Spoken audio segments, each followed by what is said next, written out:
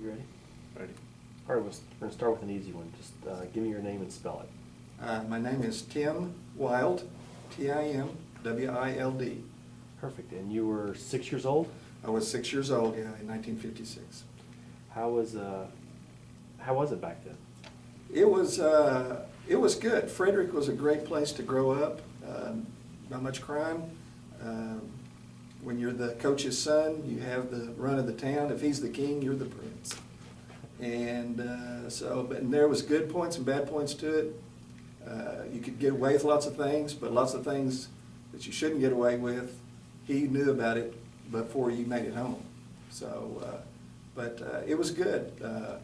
Used to ride with the team on the bus to the games. Usually didn't have a seat to sit in, so I sat in the stairwell, or when it was cold, I would sit on the heater right next to the driver. But yeah, I went to all the games.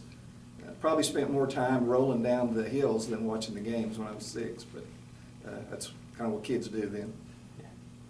Did you, in practice, were you water boy? Did you help out doing any of that stuff? We used to help out. We moved a lot of irrigation pipe. My sister and I did. We would help him move the irrigation pipe out the football field. We would help him do laundry. We would get round up the balls. As far as being down on the field, I never was really down on the field. I could have been if I'd wanted to, but I was too busy with the other kids, like I said, rolling down the sides of the hill into the bowl and stuff like that. Your dad, so you guys, he was coaching everything. Yeah, he coached football, basketball, track, and he also ran the Little League program here in the city. He'd set it all up, he organized it, and I can't remember how many teams we had, but there was quite a few teams, and he always made sure that he had a team from the Boyd side of town, always had a black team. They weren't allowed to be integrated with the other white kids, but they had their own team, and he made sure they had a sponsor, and I think it was a barber shop, and they were called the Clippers, I think, but he made sure they always had shirts. But at the end of the year, we would have like an all-star team, and we would play district regionals, that sort of thing, and he would include players off of that. And one year we made it all the way to state, and I think we lost the first game. So as a bonus, he was going to take us to Spring Lake Amusement Park in Oklahoma City. And when we got there, they were letting us all in until they found out we had some black kids on the team. We all had to pack up and leave. We ended up going to Frontier City, which would allow anybody in, and we had a great time. So it was kind of a funny time when I think back about it. It seems really strange now, but I guess at the time that's just the way that it was. Do you think your dad realized what he was doing?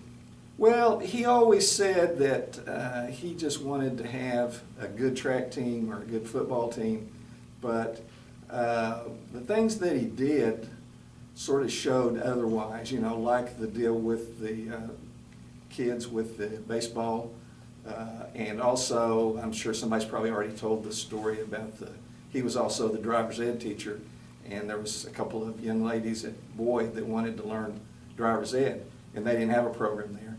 So, but he wasn't allowed to teach them because they couldn't come over here during the normal driver's ed period. So he took it on himself to drive over there, pick them up on Saturday after school to teach them how to drive. And he would take them downtown Frederick, do parallel parking right in front of the restaurants where the guys wouldn't let them in there to eat.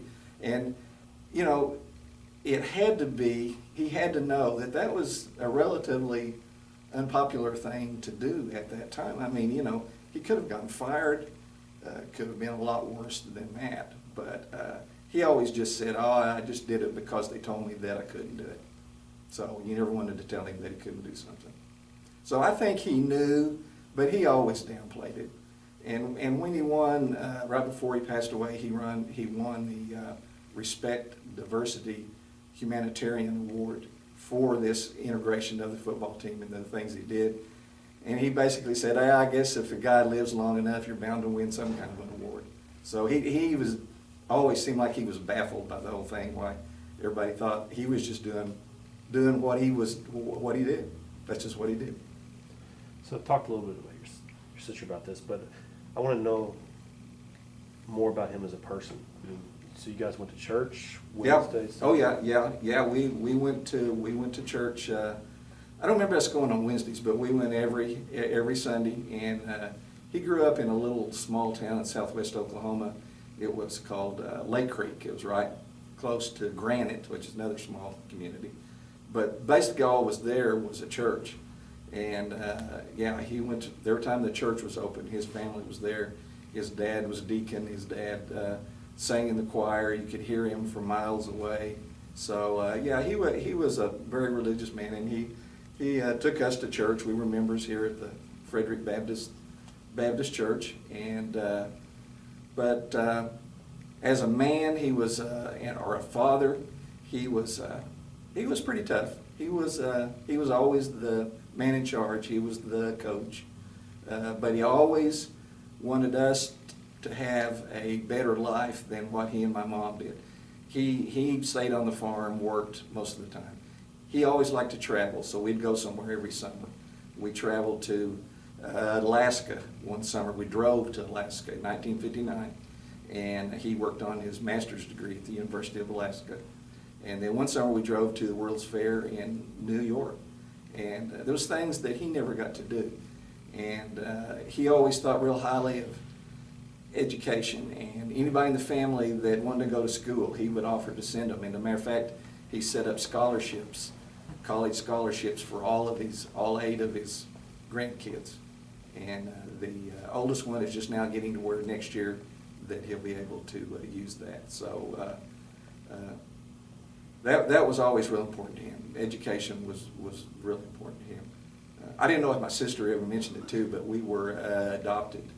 My mom couldn't have kids, so they adopted me. He was a little hesitant about it, but after they got me, there was no doubt in his mind that he wanted another kid, so they adopted Sally. Did he like music? I know Elvis was coming up to. Was it? No, he never really. I never really heard him talk much about music, or he never really listened to it too much. He was more interested in sports. Anything to do with sports, he was there. So. Mickey Mantle was big that year. Oh yeah. He was a big. Baseball was really his first love. He never played football till he was a senior in high school, and then he went to Southwestern and he played there. He never was big enough to really play much, but when he was in high school, they would play at Granite. There's a reformatory in Granite, and his high school team would go play the inmates every year, and he always loved it because he was a catcher, and he'd get behind the plate, and he was like a little banty rooster. He was talking and moving around, jumping around. The inmates, were there close, and they were yelling at him, and but he always loved it. One time he was there, and he pointed to the center field fence like Babe Ruth did, calling where he's going to hit his home run. And all of the inmates were giving him a lot of trouble about it. So the first pitch, he laid down a bunt and beat it out to first place. And he said the place went crazy. And after the game, the inmates were telling him, say, hey, you need to go out and steal some chickens or something so we can get you on our team because we need a guy like you. That's great. That's funny. Ride on the bus. Was it blacks in the back or whites? No. Everybody just kind of. I don't remember it that way. No, I remember everybody just sitting where they wanted to sit. Everybody's seen the movie. Remember the Titans? Is that the name of it? It wasn't like that at all. They were pretty much friends. And I remember him telling me that the first practice when he brought the black kids over, that he told them right up front that he said, I'm not going to put up with any funny business, any craziness here. Said whoever's the best player is going to play, black, white, whatever. If you don't like it, you can leave right now. If we have trouble, you're off the team. And he said he never heard a crossword or anything between any of these guys. And it's sort of a testimony that to this day, these guys are still friends. Yeah.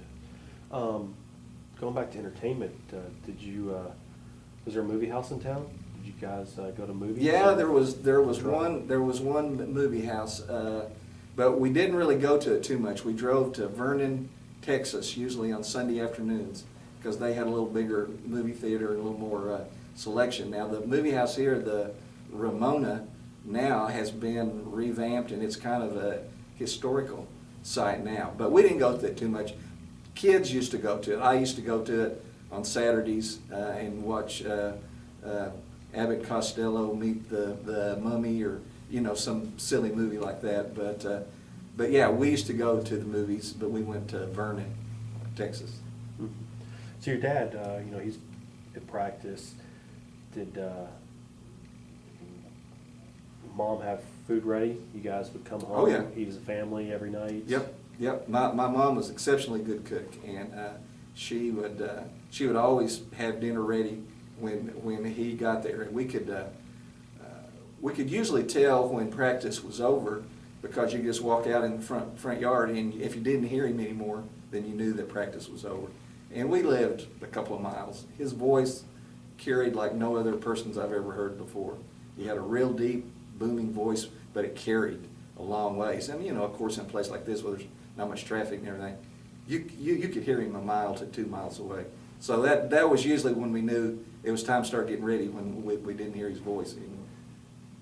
Was he like that around the house too? He was loud, yeah. He really was, and I can remember going to a basketball game at the State Fairgrounds arena, and I was with a friend of mine, and it was halftime, and I started looking around. And I said, I hear my dad somewhere, and I looked. Yeah, I'm sorry. Okay. Did we run out? Our camera cuts every 12 minutes, so we just Okay. lost. You could start that story. Start that. over. Okay. Thank you. Yeah, tell us that story. Okay. About his voice, he had a real commanding, booming voice, and I went to a basketball game at the State Fairgrounds Arena. It's a pretty big place, and at halftime, it was noisy, and I was sitting talking to somebody, and I said, I hear my dad, and the guy says, I do too. Got to looking all the way on the other side. He was just sitting there having a conversation with somebody, and you could hear him speaking in his normal voice all the way across the arena. So, but the football guys, I'm sure can testify to his voice, because I never saw him ever get really mad with a football player. He never physically grabbed him, but he would get them and get them up close and talk to them in the earpiece, and they probably wished that he would have just beaten them up, because with that voice right in that earpiece, that had to be more punishment than if he'd taken a bat and beat him with it. So yeah, he had a voice. He had a coach's voice that carried. When he gave talks, speeches, he would just push the microphone away, because he didn't need it. How big was your dad? He was a little guy. When he played football at Southwestern, he was about 5'6", 5'7". He weighed 140 pounds. Later in life, he got up, probably the most he ever got up to was about 180. But he was like a bulldog. He was physically, he was the toughest man I've ever known in my life. He had highest tolerance of pain of anybody I have ever seen. He fell off a horse when he was little and broke his hip. And in those days, you just stayed in bed for a couple of days, and you went back out and picked the cotton. And then he broke it again, and so nobody did anything to it. He broke it again playing football at Southwestern, and then he had to have it replaced, I guess, when he was in his 70s. And they told him that he had to be careful and stay off of it. And after he got out of the hospital, I went over there to see him, and this was about 2 weeks later, and he was up on his roof on his hands and knees, which they told you should not do, re-roofing his house. And it was about 30 degrees and sleety outside. So he would get a cold, he would take an aspirin, and he would sit in the chair, and he would be good in a few hours. So he was a physically tough man. Did you look up to the players? His players? Yeah, Yeah, 50s. oh yeah, I did, yeah, I used to, like I said, I traveled with them, and most of the football games, you didn't get to talk to them too much, but track meets, I would go with them to the track meets, and there was a lot of downtime in track meets in between races and stuff, so, yeah, I would sit in the bus with the players, sit in the stands with the players, and talk to them, and, yeah, I always wanted to be a really good football player. I always wanted to make him proud of me, but never was big enough or tough enough, really, to do that. I tried to play up until I got about the ninth grade, and we moved from Frederick to Oklahoma City, went to a big junior high. Kids there were bigger than the high school kids were here, so I could see right away I wasn't, my football playing days were over. Yeah, so he, he won a couple of state championships, but then he didn't stay there long. Was that, it was just time to move on, or he just? Yeah. 'Cause obviously you guys traveled, going to Alaska and New York and things. Yeah, yeah. He didn't.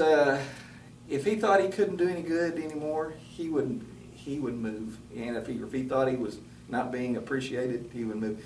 What he wasn't a self promoter. If you're going to be a coach and you're going to move on, you got to be able to promote yourself. He couldn't do that. He had the knowledge and everything. He could have been any kind of coach he wanted, college, whatever. But he never was a self promoter. Plus, he liked younger kids. He loved to coach and teach kids, and his personality was such that he hated any kind of arrogance in anybody, and he sort of, kids get a little older and they get to reading their own press and thinking that they're good. As a matter of fact, this 56 team, he told me a story one time that they were feeling really good about themselves. They were thinking, how good are we beating all these people? So he thought, well, today we're going to run. We'll see if we can get some of this arrogance out of them. So they ran, and they did calisthenics, and they ran, and they ran. And finally, one of the kids just fell just face down. And the assistant coach, J.D. Norton, hollered at my dad and said, "Hey, Coach, we got a man down." He says, "Hang a lantern on him, we'll get him after dark." So and then they kept on going. So that was just what, and he could not stand arrogance in anybody. So he was very humble, loved to kid people, loved to joke around, loved to have a good time, but serious about his coaching. As far as you and your sister and your friends that age, did you guys wear like, you see like Frederick jerseys and things? Was everybody decked out in Frederick colors? I don't remember that at all. I really don't. It's not like it is now, where you can buy all that kind of stuff. They only had enough jerseys probably for the team. That was about it, because I remember even he did the laundry. That was one of the things I remember over here in the gym. They had a washer and dryer down below the stands, and I'd go with him on Saturday and we'd wash the jerseys. He would mark the field himself. Like I said, we'd move the irrigation pipe. But I don't remember ever having jerseys or T-shirts or even hats. Do you remember if it was all red though? Was it? Do you remember that? No. Oh, okay.